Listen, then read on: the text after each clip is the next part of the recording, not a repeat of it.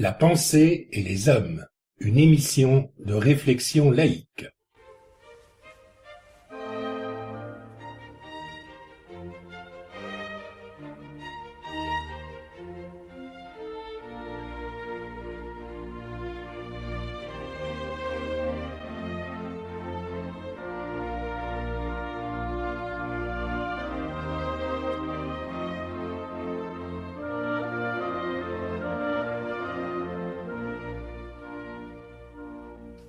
Le thème du colloque pour lequel on m'a proposé d'intervenir me change un peu des manifestations scientifiques auxquelles je participe habituellement, puisqu'en principe, il ne m'est pas demandé de proposer des solutions ou des éclaircissements sur des questions politiques contemporaines. En général, en tant qu'islamologue et surtout en tant que chercheur sur les études coraniques et notamment envisagées selon la méthode historico-critique, je m'occupe de questions historiques qui n'ont pas forcément des conséquences pratiques, en tout cas des conséquences pratiques directes. L'islamologue s'intéresse aux croyances et aux pratiques des musulmans à travers le temps et l'espace, ainsi qu'aux textes, notamment les textes fondateurs, mais pas uniquement. Croyances, pratiques et textes qu'il cherche à comprendre, dont il cherche à déterminer le contenu, les significations, les sources et origines, les évolutions, les conséquences, et ainsi de suite, et ce, en utilisant les ressources des sciences humaines, sciences historiques, philologiques ou sociales. L'islamologue étudie donc l'islam comme on étudie n'importe quel phénomène humain historique. Il étudie l'islam dans l'esprit et avec les méthodes de la science, indépendamment d'une foi éventuelle, quelle que soit cette foi. Il cherche en fait à déterminer ce que l'on peut connaître de l'islam ou admettre de façon plausible dans le cadre du savoir humain. Il n'est donc pas un théologien, si je puis dire. Son propos ne relève pas du domaine de la croyance, ni non plus du domaine de la réforme de la croyance. Autrement dit, il peut exister des islamologues musulmans, mais s'ils veulent faire réellement leur travail d'islamologue, ils doivent mettre leur foi entre parenthèses. Non seulement parce qu'il ne convient pas d'interpréter les données historiques et les documents historiques selon un prisme théologique, sous-entendu un prisme fondé uniquement sur des bases théologiques et non étayables par des arguments historiques, mais également parce que la science choisit ses sujets librement. L'adage « la raison est autonome, mais dans les limites de la révélation » ou bien « la raison est autonome à condition de ne pas toucher au dogme », un tel adage est la négation pure et simple de l'esprit critique et scientifique, et en revanche, c'est une bonne définition de l'apologétique. En tant qu'islamologue, donc en tant qu'historien de l'islam, il y a des domaines relatifs à la foi musulmane qui ne relèvent nullement de mes compétences. Je suis ainsi incapable de montrer ou de réfuter l'idée selon laquelle Mohammed a reçu des révélations divines. Pourquoi ? Parce que l'historien travaille sur des documents et des données.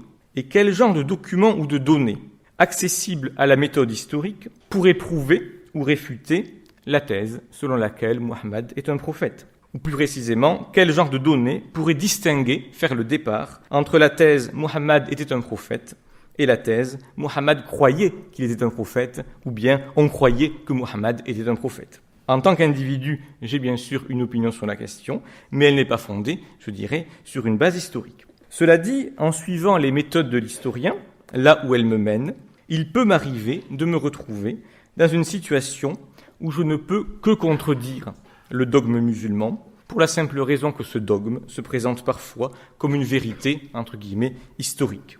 Bon, 2 exemples. Cela fait longtemps que les islamologues ont reconnu qu'une partie non négligeable, pour ne pas dire majeure, des traditions prophétiques, même chez Bukhari et Muslim, étaient apocryphes. Autre exemple, cela fait moins longtemps, peut-être plus choquant ce que je vais dire, mais cela fait moins longtemps, mais l'idée fait de plus en plus son chemin, que l'on admet qu'un nombre non négligeable de textes qui composent le Coran ont été composés, et pas seulement collectés, après la mort du prophète. Notez d'ailleurs que tout croyant trouvera toujours un moyen de rejeter ce genre d'affirmation et saura fournir une explication compatible avec sa croyance. L'ingéniosité humaine étant dans ce domaine presque sans limite. Pour la croyance religieuse, en effet, les choses doivent être d'une certaine manière.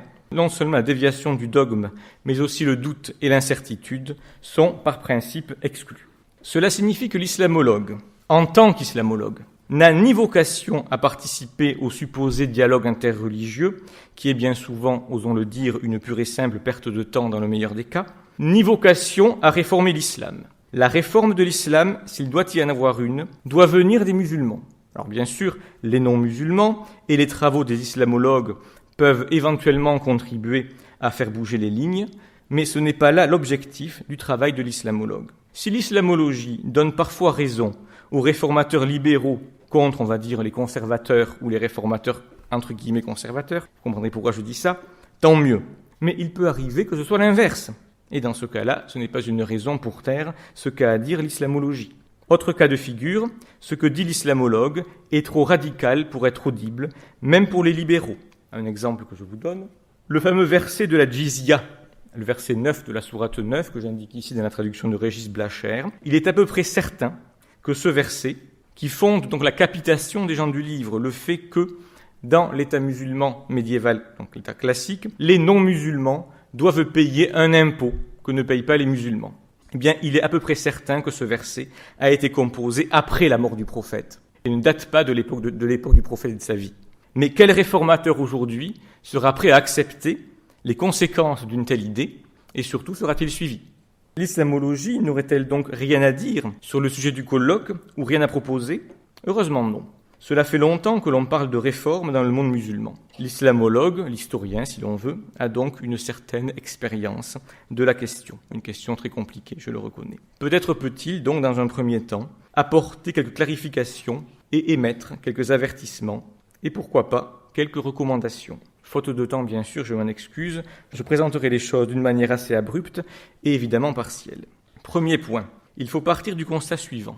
La majorité des musulmans, des personnes de confession musulmane, qui vivent dans les pays européens, quel que soit leur degré de pratique religieuse, et ce degré est très variable, n'ont strictement aucun agenda politique. Ils n'ont nullement l'intention de faire de l'Europe une terre musulmane. Ils aspirent à une vie normale, avec les désirs, les craintes, les préoccupations de tout un chacun.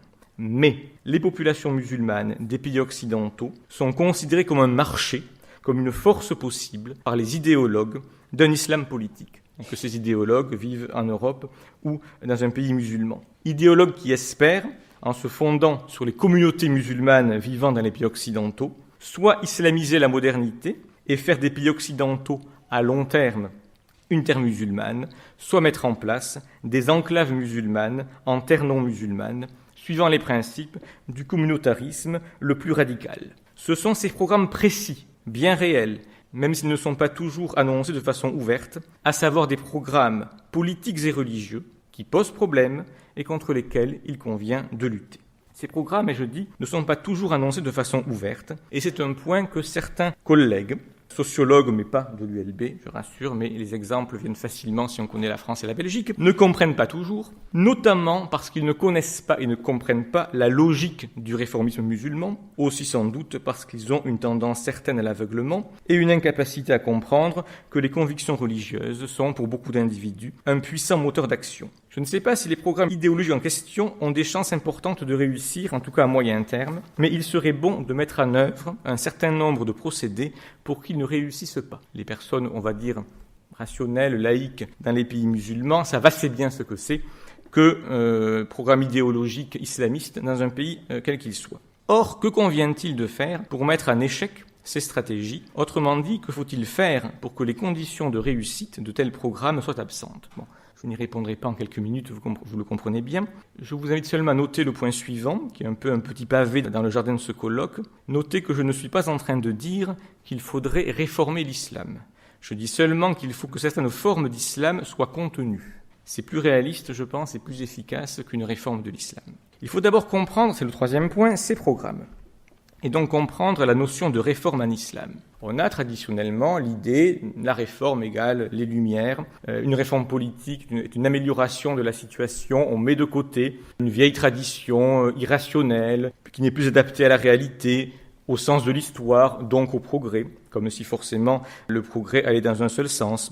On prend l'exemple éventuellement du protestantisme libéral ou de Vatican II. Finalement, on voit un peu la réforme comme si cela consistait à mettre un peu d'eau dans son vin. Ce n'est pas exactement le sens de la réforme en islam, et c'est même, je dirais, presque le contraire. Les programmes politico-religieux dont j'ai parlé à l'instant sont très précisément, du point de vue musulman, des programmes qui se présentent comme réformistes. Pour comprendre en fait la notion de réforme en islam, il faut partir d'un hadith, sans doute apocryphe, mais qui en dit long, donc une parole attribuée au prophète. La pire des choses consiste dans les nouveautés. Toute nouveauté est une innovation, bid'a. Toute innovation est un égarement.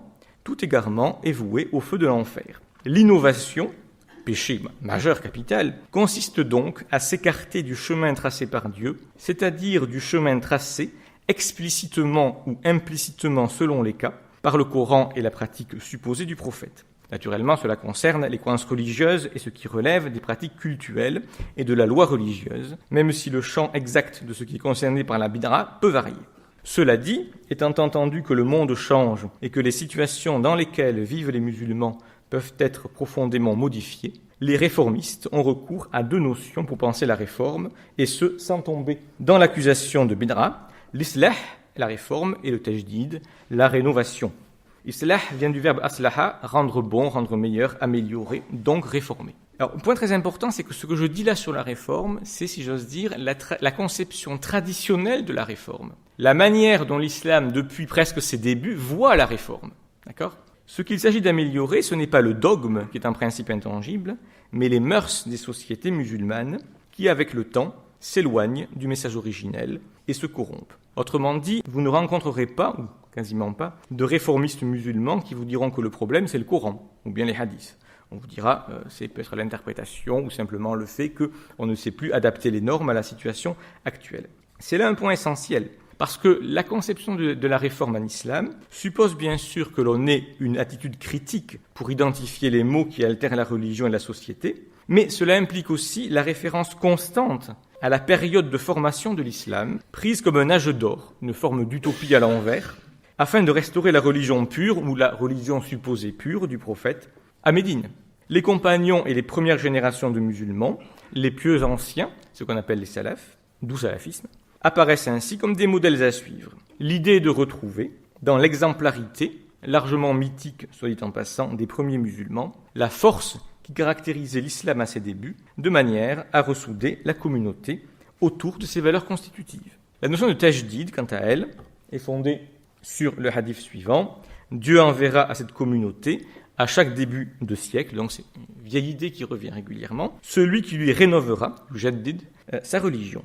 L'islam peut donc être périodiquement revivifié, renouvelé, mais pour assurer la conformité des pratiques et des croyances avec le Coran et la Sunna. Mais encore une fois, le dogme est censé être intangible, et surtout, indépendamment du contenu des textes fondateurs, est-ce que la nature du rapport au texte fondateur est questionnée ? Je m'explique. Le problème n'est pas tant que le Coran et les hadiths contiennent des versets et des récits violents et abominables, à côté de versets au demeurant admirables et pacifiques. On a exactement la même chose dans la Bible. Bon. Le problème est quelle est la latitude acceptée et revendiquée dans l'approche et la façon de lire et de comprendre ces textes.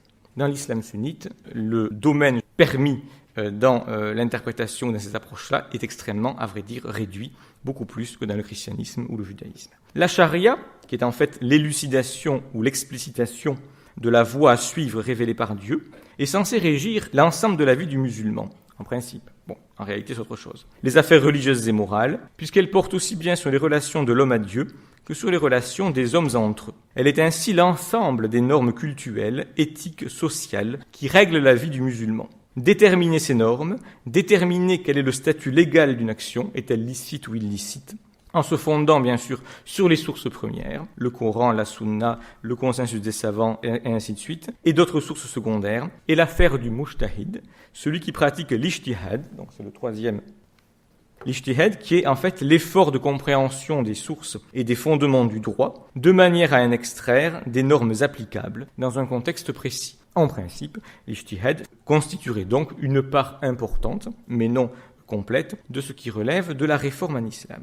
Un exemple intéressant. On sait que l'intérêt général, maslaha en arabe, doit guider le juriste, entre guillemets, dans la recherche de la meilleure solution et permet d'atténuer la norme présente dans les textes fondateurs. Cela peut donc donner une réelle marge de manœuvre pour adapter le droit aux changements sociaux, ce qu'ont bien vu les réformateurs modernes.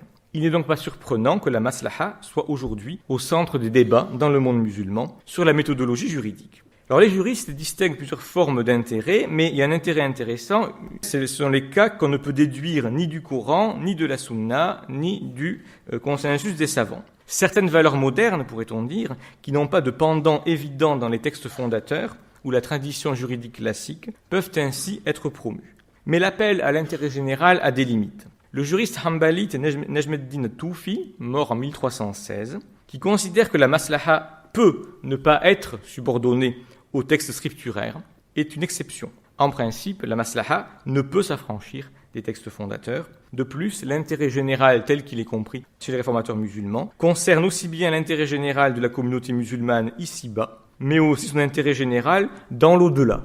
Autrement dit, l'appel à la maslaha, à l'intérêt commun, ne remet pas en cause la normativité des textes scripturaires, il la suspend ou la neutralise. Mais jusqu'à quand ? D'où une profonde ambiguïté. On a pu dire que la culture islamique était une culture de l'ambiguïté, et c'est sûrement très vrai. Mais à vrai dire, c'est beaucoup plus vrai de l'islam classique que des mouvements réformateurs modernes. Est-ce que le recours au texte fondateur peut donner naissance à un islam démocratique et libéral ? Je ne sais pas. Tout dépend d'abord de la marge de manœuvre que l'on s'accorde. Les réformistes musulmans, entre guillemets, sont assez habiles pour conserver une profonde ambiguïté et ne pas avoir à remettre en cause leur rapport au texte fondateur et encore moins les textes eux-mêmes. Et cette ambiguïté est justement un problème. Je vais prendre un exemple à propos de quelqu'un qui est très connu dans les communautés musulmanes et qui se présente comme un réformateur. Prenons l'exemple du moratoire de Tariq Ramadan sur la lapidation et les houdoud. J'ai évidemment lancé le mot qui fâche. Bien, je ne vais pas discuter en détail le moratoire qui, évidemment, on va dire, relève de stratégies rhétoriques et politiques bien particulières, parce que Ramadan n'est pas assez idiot pour penser que son moratoire a la moindre chance d'arrêter les lapidations. C'est plutôt destiné, je dirais, à un public, je dirais, de musulmans. Si on lit la manière dont Ramadan présente ou veut faire comprendre sa stratégie, on a le sentiment qu'en fait, il est opposé par principe à la lapidation, mais explique-t-il, un moratoire serait plus efficace pour parvenir à ses fins, parce que les musulmans sont comme ils sont, donc ainsi de suite. En réalité, ce que dit le moratoire de Ramadan est très très simple. Il est extrêmement peu original d'un point de vue juridique. Il consiste à dire, les textes fondateurs parlent tous, pas le Coran, mais les hadiths, parlent tous, absolument tous, de la lapidation. Simplement, il note que les conditions de pratique des houdoud, donc de ces peines corporelles dont la lapidation fait partie, ne sont pas réunies. Pourquoi ne sont-elles pas réunies ? Eh bien parce que, si je puis dire, pour simplifier, les sociétés en question ne sont pas assez islamiques. Les gens n'ont pas été suffisamment enseignés dans le domaine de l'islam, la justice ne règne pas, il y a la crise économique. Autrement dit, Ramadan ne dit jamais que la lapidation est une pratique barbare, condamnable en tout temps et en tout lieu. Il ne peut pas le dire, pour des raisons que j'indiquerai bientôt. En revanche, il dit simplement que les conditions d'application des houdoud ne sont pas réunies, mais si elles l'étaient, que se passerait-il ? Et surtout, Ramadan, s'il est logique, ne peut que souhaiter que les conditions d'application des houdoud soient réunies, puisque ces conditions d'application, c'est spécifiquement dans le cadre d'une société islamique. Je me permets de citer une interview de celui qui est, on va dire, le maître à penser de Ramadan. Ramadan est la figure, on va dire, recevable ou présentable dans le monde occidental. Qaradawi est clairement le même type d'idéologie, mais plus nette dans le monde musulman. Interrogé donc sur la télévision égyptienne, on lui demandait, grosso modo, comment il envisageait finalement la réislamisation de l'Égypte. Et sa explication est très simple, je la cite, je l'ai résumée. La charia doit être implantée graduellement. Pendant les 5 premières années, on ne coupera pas les mains. Parce qu'on fera de la pédagogie, en fait, explique-t-il, un travail progressif de pédagogie pour éduquer et préparer les gens. Une fois les gens éduqués, une fois les problèmes sociaux et économiques réglés, à ce moment-là, effectivement, on pourra effectivement pratiquer ces peines, puisque rien ne s'y opposera. Donc la grande différence entre Ramadan et les autres, c'est de savoir si les sociétés musulmanes sont réellement islamiques, suffisamment en tout cas pour qu'on puisse lapider, ou pas suffisamment. Alors évidemment, vous comprenez le problème qui se pose, il est très simple. Un réformateur qui ne questionne pas le rapport au texte est face à un cruel trilemme. Première possibilité, le prophète a pratiqué la lapidation et il a eu tort. C'est quelque chose, bien sûr, qu'un musulman ne peut pas dire. Ça relève de l'impensable pour un musulman. Ça revient à accuser le prophète d'un crime et d'une erreur très grave dans le domaine religieux lui-même. Deuxième possibilité, le prophète a pratiqué la lapidation et il a eu raison. Bon, c'est très cohérent avec la doctrine islamique. Par contre, évidemment, ça passe mal. Troisième possibilité, le prophète n'a pas pratiqué la lapidation. Soit, le problème, c'est que absolument tous les recueils de hadith, la vie du prophète mentionne un cas de lapidation. Je précise que je ne sais pas s'il l'a pratiqué ou pas en tant qu'historien. Parce que, en tant qu'historien, et pour diverses raisons, j'ai une méfiance extrêmement profonde sur l'ensemble des sources musulmanes sur la vie du prophète. En tant qu'historien, je peux vous affirmer qu'on ne sait pas, par exemple, en quelle année est mort le prophète, et qu'on ne sait pas en quelle année il est né non plus. Et qu'il ne s'appelait pas Muhammad, par ailleurs. Bon, et ainsi de suite. Donc on sait très peu de choses. Mais évidemment, si vous dites, pour régler le problème, le prophète donc n'a pas pratiqué la lapidation, vous devez alors rejeter, si vous êtes logique avec vous-même, la fiabilité ou le caractère raisonnable de se fonder sur le recueil de hadith, qui, en tant que donc base de la sunna, constitue l'essentiel de la base, on va dire, juridique de l'islam sunnite. C'est évidemment une situation extrêmement délicate. Alors il y a des gens qui ont proposé de rejeter les hadiths. Un des plus connus est un réformateur indien, Syed Ahmad Khan, qui partait du principe très simple en disant, bon, il y a tellement de choses abominables dans les recueils de hadiths, et je confirme, si on les lit, on s'en rend compte, que ça ne peut pas être vrai. Donc, Ahmad Khan, qui était une personne assez éclairée, proposait de rejeter complètement le contenu de l'ensemble des hadiths. C'est évidemment une position qui est inacceptable pour un sunnite pieux. Aujourd'hui, vous avez des gens qui sont un peu dans l'optique de Saïd Ahmad Khan, qui sont ce qu'on appelle les coranistes. Coranistes sont donc effectivement des musulmans qui ont décidé de se fonder uniquement sur le Coran. Donc par exemple, ils ne prient pas 5 fois par jour, puisque la prière 5 fois par jour n'est pas indiquée dans le Coran. Évidemment, ce type de position, très intéressant du point de vue, je dirais, intellectuel, cherchant à revenir à une supposée religion d'Abraham, ce type de position est quand même vu comme quasiment une secte par la totalité des autorités religieuses, diverses et variées, de l'islam sunnite. Autre exemple de réformateur qui vraiment, lui, fait de la réforme et pas semblant, Mahmoud Mohammad Taha, évidemment, qui lui avait constaté, alors ça peut se discuter, que les versets coraniques censés être révélés à la Mecque étaient plus universels, plus pacifiques que les versets révélés à Médine. Dans la tradition juridique musulmane classique, les versets révélés le plus tardivement sont censés abroger les versets antérieurs, ce qui permet effectivement de trouver une cohérence entre des versets parfois contradictoires.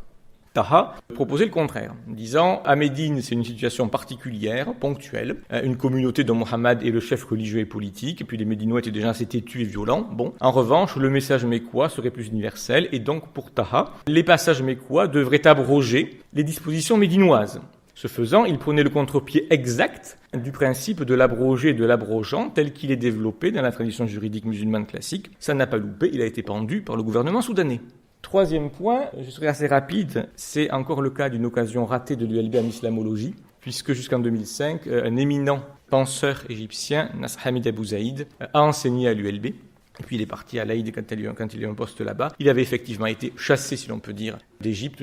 Bon, l'histoire est très connue, donc je ne la reprends pas, vu que le temps me manque, précisément parce que, comme Khalfallah ou d'autres, il abordait une approche du texte coranique beaucoup plus, je dirais, ouverte que ce n'est le cas dans l'islam, on va dire, juridique classique. Je terminerai par 2-3 petits points, si j'ai le temps. D'abord, il y a un malentendu fréquent. L'occidentalisation de l'islam, pense-t-on souvent, faciliterait une libéralisation de l'islam. Je crois que c'est presque exactement le contraire. L'occidentalisation de l'islam favorise un islam fondamentaliste. Parce que l'occidentalisation de l'islam implique la déconnexion de l'islam comme religion d'avec une culture concrète. La religion donc n'est plus portée par l'évidence sociale. La religion n'est plus liée à des lieux ou des territoires précis, lieux et territoires qui ont une histoire, qui lie à la fois la religion et la culture. Et très souvent d'ailleurs, qui lie à la fois la religion et la culture islamique, mais aussi celle de communautés juives et chrétiennes, avec lesquelles parfois des ententes pouvaient, au moins dans les bons moments, ce n'était pas toujours le cas, avoir lieu. Autrement dit, le discours fondamentaliste, indépendamment du fait qu'il est porté par les pétrodollars, a un avantage. C'est un discours qui est passe-partout. Il est identique à Tombouctou, au Caire, à Bruxelles ou à New York. De ce point de vue-là, il fonctionne ainsi très bien dans la nouvelle situation que vivent les musulmans dans les pays occidentaux. Cela explique d'ailleurs l'absence apparente de penseurs réformateurs musulmans. Il y en a. Mais le principal problème, outre les problèmes dont je viens de parler avec les auteurs précédents, c'est celui des lecteurs. Les réformateurs, ceux qui font une recherche, on va dire, intellectuelle approfondie, qui remettent en question peut-être des siècles de méthodologie juridique, eh bien, ces réformateurs cherchent à mettre en place un nouveau savoir académique avec toutes les ambiguïtés, complexités, doutes que cela implique, mais cela intéresse peu des acteurs qui sont dans le bricolage et l'instrumentalisation d'un islam à usage immédiat et souvent à vocation identitaire. Alors que faire ? Je donnerai 3 propositions brièvement. Premièrement, une vigilance extrême face au discours des idéologues musulmans, réformateurs ou non. Les mettre donc devant leurs contradictions, les sommer de lever les ambiguïtés qui grèvent leur discours, démasquer les clichés de l'apologétique musulmane, et Dieu qu'ils sont nombreux. En un mot, donc, discréditer leur discours. Et également rappeler qu'ils ont un discours d'islamisation de l'islam, si je puis dire. Ils ont un discours qui ramène toute l'histoire intellectuelle, humaine, scientifique, ou même religieuse des pays musulmans à l'islam comme religion, et même entendu comme religion au sens où l'entendent les salafistes ou les frères musulmans. Ça, c'est un problème considérable. On doit effectivement, dans le même temps, rappeler bien sûr la richesse de la civilisation islamique, mais beaucoup d'éléments de cette civilisation ne sont pas spécifiquement religieux. Ils sont parfois l'œuvre de non-musulmans, ou ils sont l'œuvre, on va dire, de musulmans qui n'étaient pas forcément impliqués dans la définition du dogme. En un mot, donc, discréditer leur discours, et ici l'islamologue et l'historien ont bien sûr un rôle à jouer, même si les âneries d'un intellectuel à la mode ou d'un journaliste à la télévision auront plus d'influence en 2 minutes que 10 ans de travail d'un savant.